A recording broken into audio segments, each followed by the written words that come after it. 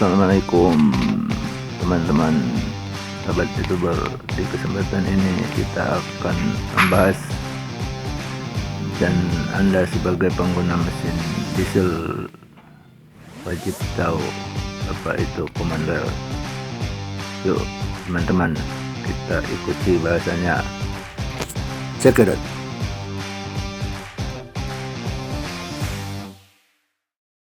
Sistem injeksi bahan bakar langsung dengan sistem command rail didasarkan pada tekanan tinggi yang mencapai lebih dari 2000 bar atau 200 MPa atau 29.000 PSI. Dalam sistem ini, bahan bakar akan mengalir melalui jalur bahan bakar yang mengisi katup solenoid. Berbeda dengan sistem pompa bahan bakar tekanan rendah yang mengisi unit injektor atau pompa nozzle. Injeksi dengan tekanan tinggi memberikan manfaat yang signifikan dalam hal daya dan efisiensi konsumsi bahan bakar dibandingkan dengan injeksi bahan bakar bertekanan rendah. Dengan memasukkan bahan bakar dalam bentuk tetesan yang lebih banyak, luas permukaan kontak bahan bakar dengan udara meningkat secara signifikan. Hal ini menghasilkan penguapan yang lebih baik dari permukaan tetesan bahan bakar dan memungkinkan oksigen atmosfer untuk lebih efisien bergabung dengan bahan bakar yang telah menguap, sehingga pembakaran menjadi lebih lengkap. Tetapi juga menjadi dasar untuk sistem injeksi langsung pada mesin bensin. Dengan menggunakan prinsip ini, mesin-mesin bensin juga dapat memanfaatkan manfaat efisiensi dan performa yang sama seperti mesin diesel. Dengan demikian, sistem injeksi bahan bakar langsung dengan command rail telah membawa perubahan signifikan dalam industri otomotif, menghadirkan mesin yang lebih bertenaga dan berkinerja tinggi dalam hal konsumsi bahan bakar. Sejarah sistem command rail dimulai pada mesin-mesin kapal selam Vickers pada tahun 1916. Sistem ini awalnya digunakan pada mesin kapal selam kelas G dan menggunakan 4 pompa flanger untuk menjaga tekanan bahan bakar tetap konstan.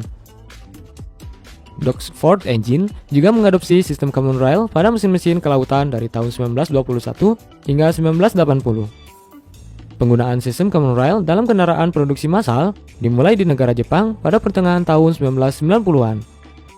Lalu Denso Corporation mengembangkan sistem command rail untuk truk Hino Ranger pada tahun 1995, menjadikannya perusahaan pertama yang menggunakan sistem ini secara komersial. Sistem command rail modern diatur oleh unit kontrol mesin yang membuka setiap injektor secara elektrik. Sistem ini diperluas penggunaannya pada mobil penumpang pada tahun 1997 dan masuk ke truk pickup pada tahun 2001. Saat ini, sistem command rail digunakan pada semua truk pickup diesel dan cocok untuk berbagai jenis mobil jalan dengan mesin diesel. Pemasok utama sistem command rail adalah Bosch, Delphi Technologies, Denso, dan Siemens Video yang sekarang dimiliki oleh konvensional AG. Itulah sejarah singkat penggunaan sistem command rail dalam industri otomotif. Jadi, command rail adalah sistem mekanisme pada mesin diesel yang mengatur distribusi solar ke dalam ruang bakar secara elektronik. Jika pada mesin bensin ada sistem EVI, nah kalau di mesin diesel kita memiliki command rail. Lalu bagaimana cara kerjanya dan apa kelebihan serta kekurangan dibandingkan dengan sistem konvensional?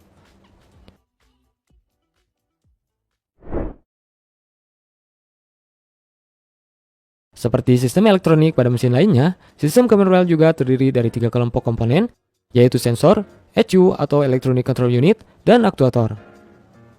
Mulai dari kelompok sensor yang merupakan komponen elektronik yang bertugas untuk mengumpulkan data. Data ini diperlukan supaya volume solar yang diinjeksikan ke dalam ruang bakar bisa pas dan timingnya juga sesuai.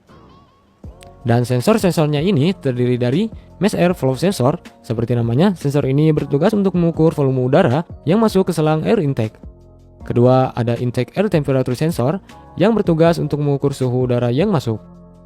Ketiga, throttle position sensor untuk mengukur lebar atau bukaan gas.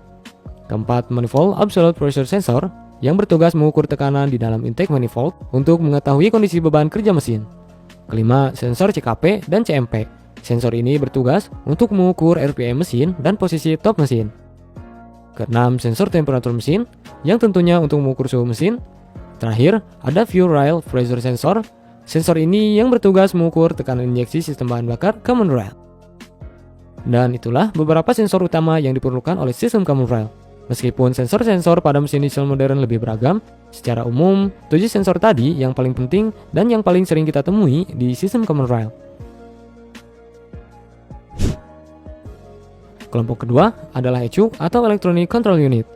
Pada beberapa mesin, ada juga yang menyebutnya sebagai ECM atau Engine Control Module. Intinya, ini adalah komponen yang berfungsi untuk memproses informasi dari setiap sensor-sensor yang kita sebutkan tadi. Sensor-sensor tadi akan mengirimkan datanya masing-masing ke dalam ECU, dan di dalam ECU, data tersebut akan diproses untuk menghasilkan output berupa tegangan yang dikirimkan ke aktuator. Nah, dalam aktuator itu sendiri, terdapat 3 aktuator dalam sistem common rail. Yang pertama ada fuel pump, yang bertugas memompa solar dari tangki ke pompa tekanan tinggi. Kedua, high pressure pump, yang bekerja menaikkan tekanan solar hingga 2000 bar. Komponen ini diperlukan karena pembakaran pada mesin diesel membutuhkan tekanan yang tinggi agar solar dapat tersembur keluar lewat injektor saat langkah kompresi. Dan yang terakhir, injektor, yang tentunya injektor bertugas untuk menginjeksikan solar ke dalam ruang bakar. Pada saat kunci kontak dihidupkan, pompa tekanan rendah akan hidup selama sekitar 3 detik. Ini bertujuan untuk mendorong solar ke pompa tekanan tinggi agar saat mesin di-start tidak ada angin yang masuk. Selain itu, pompa tekanan tinggi akan otomatis bekerja sehingga tekanan solar di fuel rail hingga ke injektor akan naik secara drastis. Pada saat yang sama, semua sensor akan bekerja dan mengirimkan datanya ke ECU, lalu ECU akan memproses data dari sensor-sensor tersebut dan menghasilkan output berupa tegangan yang dikirimkan ke injektor. Sehingga dalam posisi tekanan tinggi, injektor akan terbuka pada waktu yang tepat dan terjadilah semburan solar dari injektor ke dalam ruang bakar, yang dimana dari semburan tersebut akan memicu pembakaran sehingga mesin dapat menyala. Untuk pengaturan RPM mesin, pengaturannya dilakukan melalui sistem komputer. Dalam proses ini, ada 2 hal yang saling bersinergi, yaitu durasi pembukaan injektor dan tekanan fuel rail. Semakin lama durasinya, semakin banyak volume solar yang diinjeksikan. Semakin tinggi tekanan fuel rail, volume semburan solar juga akan semakin banyak. Kedua faktor ini yang mengatur banyak atau sedikitnya volume solar yang diinjeksikan. Tetapi untuk menyesuaikan hal ini, ada sensor fuel rail yang akan membaca tekanan solar secara real time. Pada saat yang sama, ECU akan menyesuaikan durasi pembukaan injektor agar solar yang diinjeksikan tidak kurang atau lebih. Terakhir ada aktuator tambahan yang disebut pressure valve control. Katup ini terpasang pada pompa tekanan tinggi dan fungsinya adalah mengembalikan sebagian solar ke dalam tangki. Hal ini dilakukan saat deselerasi di mana RPM mesin masih tinggi tapi kebutuhan solar yang sedikit. Katup ini akan terbuka untuk menurunkan tekanan di dalam fuel rail agar sesuai dengan yang dibutuhkan. Dan siapakah yang mengontrol katup dalam sistem ini? Tentu saja ECU. Jadi, nyawa dari common rail ini ada di ECU sebagai otak dari semua sistem. ECU akan mengatur semua perhitungan yang ada secara real time. Maka jangan heran jika mesin dengan sistem common rail terkesan efisien, lebih hemat, dan emisinya juga lebih bagus. Hal ini terjadi karena suplai solar dan udara yang masuk ke dalam ruang bakar akan dihitung menggunakan komputer secara real time. Namun, dari semua kelebihan yang kita sebutkan tadi, terdapat kelemahan yang sangat fatal dari mesin diesel yang memakai sistem common rail, yakni di mana saat mesin diesel dihidupkan harus diimbangi dengan bahan bakar yang berkualitas. Jika tidak dilakukan, mesin yang menjadi dapur pacu dari kendaraan yang kita punya dapat menjadi korbannya. Oke, itu dia pembahasan kita kali ini mengenai sistem common rail yang bekerja di mesin diesel.